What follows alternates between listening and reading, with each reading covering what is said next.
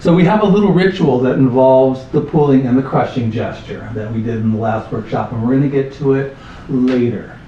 But this is about this up and down thing that I wrote, because we did this at the workshop as well. And it's a way for me to begin to indoctrinate people who maybe are not performers into the relationship their imagination has with their body, and how these things actually do play with each other and work sometimes a corresponding direction, and sometimes in a slightly different direction for creative reasons, but they kind of work together to get that sense of energy that's life that's flowing through the performer. But in the magical context, we would say it's magical force. When one pulls something and then directs it towards somebody who needs healing or something like that, we want to feel that, okay? So it's this thing about up and down, okay? And the first thing I would do is I would ask, you get a little bit of space here, and I don't want to get in your ways, anyway, and it's warm, it'd be nice if there's enough, so I don't know if you feel comfortable with what you're wearing, and if you don't, then I understand. But we'll see how this works. But the idea is I would ask you to lay down on the ground. And trust me at the outset, because I do this in stages. So I don't want to have to explain it all at the outset. I want you to try things, and I want to change how you do it after a couple of experiments, okay? So you just need a little space around you so you're not going to hit anything. You lay down on the ground. Now you don't have to lay on your back, okay? All right. Awesome. And now what I'd like you to do is stand up. Okay. All right. And just be aware of the people around you, okay? And I'd like you to go back and forth, getting down on the ground and getting up a couple times. I just get a kick out of having people do weird stuff, as I'll explain. All right. All right. A few more times. And because you guys are performers, you can go ahead and think of, I don't have to get up and down the same way each time. Just be safe. Don't hurt yourself at all. Try a different path up and try a different path down, or a different way of doing it. Or the same one with a different attitude. And try to connect them at the top and the bottom. So you get up and then you go down. And then when you get down, you start to come up.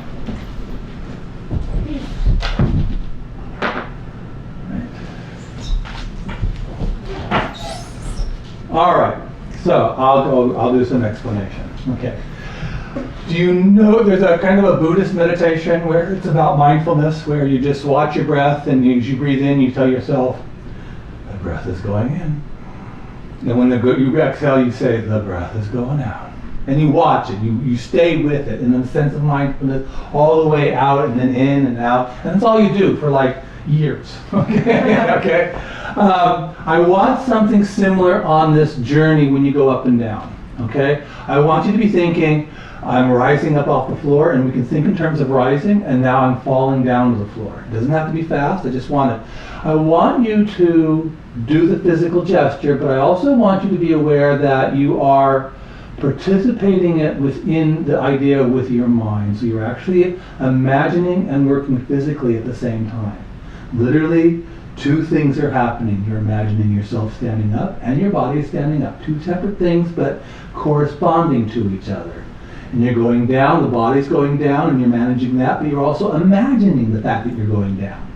And if you can make this a little bit of a much more of an imaginary journey for yourself in each direction, that's what I would like right now. A few more times, please. And I really appreciate the fact that you're indulging me. Okay? All right.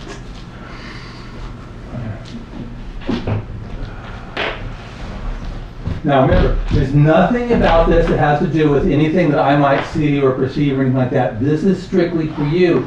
So if you can go inside, keep working. Go inside, keep being with your process, and understand that you're actually in your head as much as you're in your body. That's the idea. Okay. Good. And then when you come up, you can stay up. Now, What happens at the very top after you get up and before you start to go down, and what happens at the bottom when you're down and before you start to come up? This is what I want to focus on. It should be an extension of what you're doing in between. But here's where I would like the work to become a bit more specific and a bit more challenging, okay? The idea is like what we were doing in the gesture. You pull in, and then you stop, but something keeps pulling and you still feel like you're pulling even further somehow. Body's not moving, but you still feel it in your body and your mind and your imagination is still going more and more and more, and then you let it go, right? What I would like at the top and the bottom is something like that. So that you come down to the ground, we're coming down, and this is the intention, to get down. And then when you get here and you can't go any further, you still get closer and closer and closer and closer to the ground. And then you switch immediately and start to come up, right? And then at the top of it, you're getting up. And you're still standing up. You haven't gotten to the end. You're still getting higher and higher. You still haven't come to that point where it's over yet. And to facilitate that, at the top, don't lock your knees and go, here I am. Keep them bent a little bit so there's still a sense that you can lift in your body with the idea of getting taller. More and more and more, and then just switch at some point and go back down. And when you're on the ground, don't kind of go, all right, I'm here now. Now I'm going to change, okay? Like you're letting yourself down, this tension, you're holding yourself here so you don't collapse. And you get down, and you just keep getting closer and closer, as if it's still just a little out of your reach, but you are in fact descending. You want that fantasy at the end, especially in those moments when the body is technically not even moving anymore, but you need the tension in the body at the top and the bottom to support the fantasy. Okay? Mm-hmm. Try that a couple times. Again, this is your work now, okay? So, you're going down. This is actually really simple, but really amazing when it works, okay? It's like you can see the person get up and you can see that there's an incompleteness still. They're still there and something is still moving.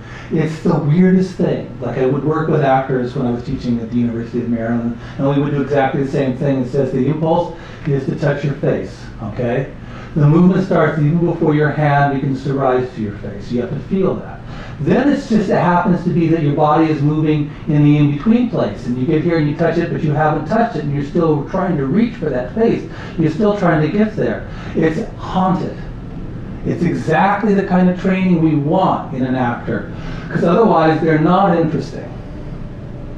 This is it. This is the essence of the interest. This is why some people will walk through space and they're like the whole universe seems to be crushing in behind them because they've got a hold of it somehow as they move. It's their whole back is dragging it forward. All right. Have you done Suzuki? I actually haven't, no. Okay. They do a thing called slow 10, which is excruciating. And all it is walking very slowly across the stage so that your center moves at exactly the same rate. It doesn't go up and down like it does when you ordinarily walk. It doesn't go back and forth, held. And it is the most incredible thing when it's done well.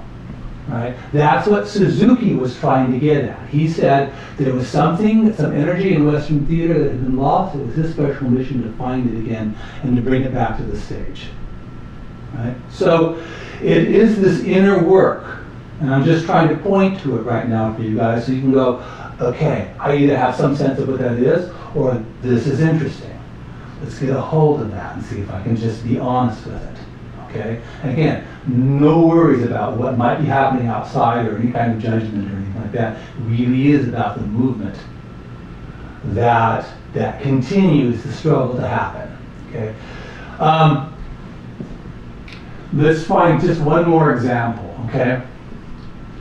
To sort of clarify the relationship between gesture, which could be a magical gesture or a theatrical gesture, and how that is maybe in its tension, in its work, in its effort, the necessary form for the force that you're trying to channel through your body as a magician and perhaps as a performer.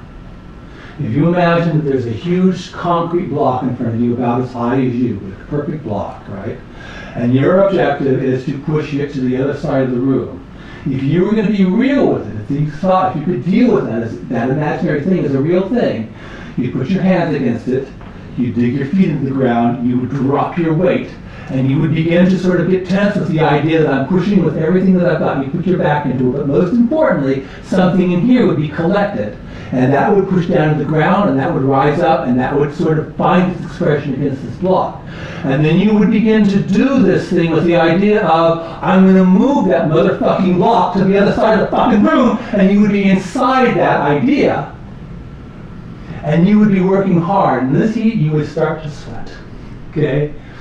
They do. Even in Suzuki technique, they're just standing there and they start to break a sweat because they've made it really difficult. Okay? But this is what's going on. Now, that performance will fail for two reasons. One of them is you get all tense, but there's no idea anymore. You're just tense for no particular reason at all. There's no idea connected to it. You're just like, this is the shape like you said I should make.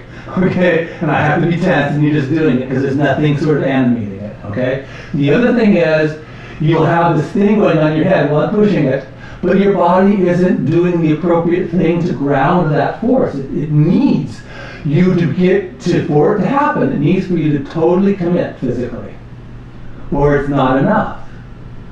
So both of those things, that fantasy and that physical thing, they work together. Right? That's the up and down thing.